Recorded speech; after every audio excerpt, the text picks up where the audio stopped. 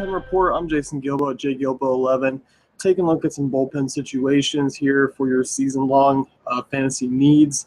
And a bit of a slow week, you could say, not as much troubling news.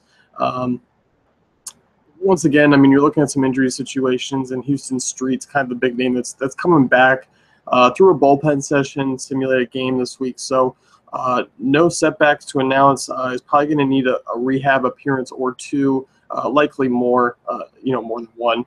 And if everything goes well, he'll send Joe Smith back to the setup role. This is still a situation to kind of keep an eye on, just in case Houston Street comes back and things do have a setback or he doesn't pitch well or something like that. Joe Smith would kind of come back into the closer role. I mean, even though Smith isn't anything special, he's still going to get you some saves.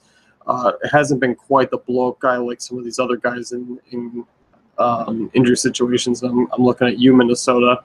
But Street, I mean, coming off a 40-game season or a 40-save season, posted 5 saves already this year before he went down with the oblique issue. So overall, he's coming back.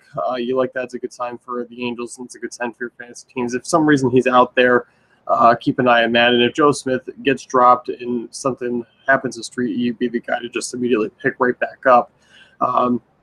Minnesota, I mean, Glen Perkins had some positive news last week. Was throwing, playing some long toss, and then had a setback. Transferred to the 60-day DL. Had some discomfort in the shoulder, which was moving, so it's not a good sign for him. Overall, I mean, Minnesota isn't putting any real closing situations on the board for their guys back there. You're looking at Kevin Jepsen. I mean, he hasn't been great. I mean, he is coming off a save against Kansas City, but before that allowed 2 earned runs. ERA over 5, FIP over 5, 1.55 WHIP. Jepsen's kind of just doing really more harm than good right now. I mean, I think if you're desperate, he's probably killing you more than actually helping. So overall, I mean, Paul Molitor plans to continue to use him, but it looks like Brandon Knitzler and Fernando Abad are 2 guys that could see some time late in the game there, and that'd be something to consider and keep an eye on. Trevor May, I mean, yes, the strikeout rate's been great, but overall it hasn't been necessarily much better. So this twin situation is kind of one to just really avoid, but there are 2 new names that are kind of popping up on the radar. Brad Boxberger, another week closer here, had a solid outing in Double-A Montgomery. Allowed 1 hit over 1 innings and also struck out a batter. So you like that. He might need another rehab start. He might not. That's still to be determined. Could be reinstated with the Rays and back into that closer role as soon as Monday. So good news for there. I mean, Alex Colom's been a guy who's filling in and done a great job. Still a guy that actually worth hanging on to as far as the strikeout rate and holds go. But Boxberger also has to prove that he's going to be healthy and stay healthy. So keep an eye on that situation.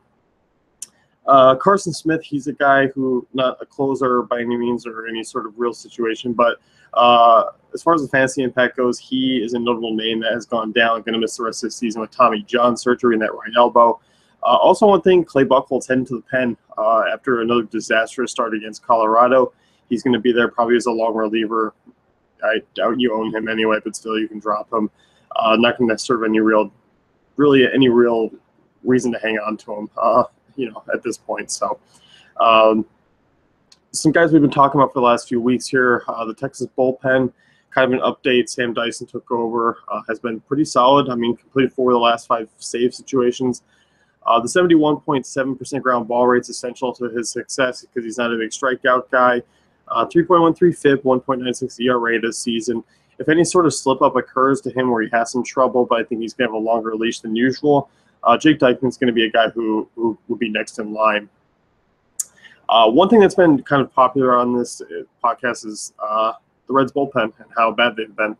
And you're looking at them, it's Brian Price. Not going to name a definitive closer because there isn't one that's really has shown any real potential to become a definitive closer. But Tony Cingrani continues to be probably the arm if you need one.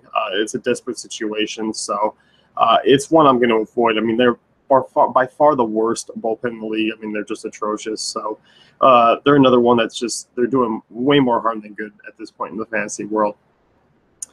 Steve Chizek has had a rough few outings against the Angels, but I mean, since then, 2 clean innings in a row, 3 strikeouts in that span. If he does go through another stretch like he did against the Angels, Joaquin Benoit's still the name that you mentioned there, and maybe keep an eye on. So overall, I mean, he's been fairly solid this season, but that rough patch there against the Angels is still a bit concerning. I think you maybe keep an eye on it. It's kind of where, you know, the meter's yellow, which it could turn into red, and Benoit would kind of step in. So kind of an up-to-date little saves ranking here. Jimar Gomez, 17, Familia, 16, Melanchon, 16. Kind of some, you know, names in that NL that are you weren't necessarily expecting. Jake McGee, another one at 14. Francisco Rodriguez, I mean, usually the Detroit pen has been atrocious over the last few years, but 14 there. Zach Britton's been unbelievable. So kind of the usual names in the AL, Wade Davis, Craig Kimbrell. So it's about what you expect. I think Gomez is kind of the you know, if you nagged him off the pen there, you got a good situation going. So that's going to wrap things up here with the Bullpen Report. Be sure to check out fantasybaseballcafe.com for all our great info.